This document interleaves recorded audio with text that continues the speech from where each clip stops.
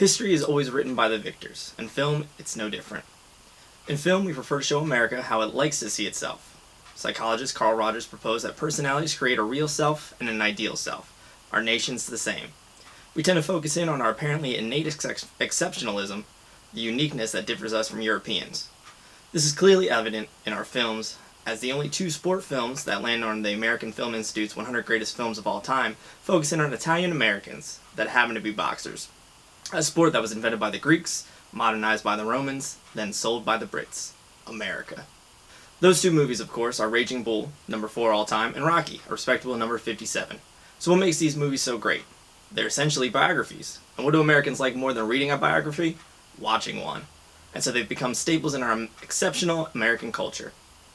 One of the biggest issues for these movies is their take on reality. The problem is the hyper-reality that our movies exist in, and that goes back to my previous point on American exceptionalism. Filmmakers choose to show us America's ideal self, the way we would prefer to see ourselves. We accept this because filmmakers are all liars.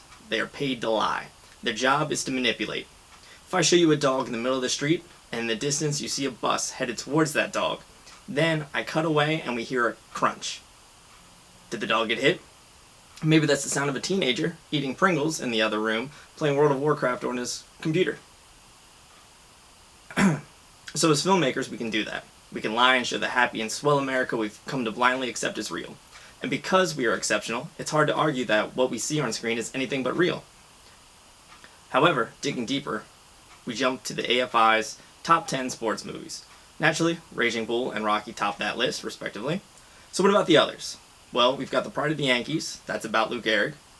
Hoosiers, that's about an Indiana high school's boys basketball team. Bull Durham's about a minor league baseball team. The Hustlers, about a pool shark. Caddyshack, which is about golf kind of. Breaking Away, about 4 teenage boys in cycling. And Jerry Maguire, about how crazy Tom Cruise is and showing people money. So what do these movies say about sports in America? Well, if it's not about middle-class white men, rags to riches white men, or white men coming together collectively, then it isn't exceptional. Or maybe America's put too much emphasis on the accept half of exceptional. Because as filmmakers, we are given the right to accept anything from our work that we see fit, as it may take away from our message of American exceptionalism. To that end, you didn't notice I only listed 9 movies from that AFI Top 10 list, because one, National Velvet, is about a female horse jockey. So maybe it's time America started putting the accept into our exceptionalism, because that would make us and our films truly exceptional.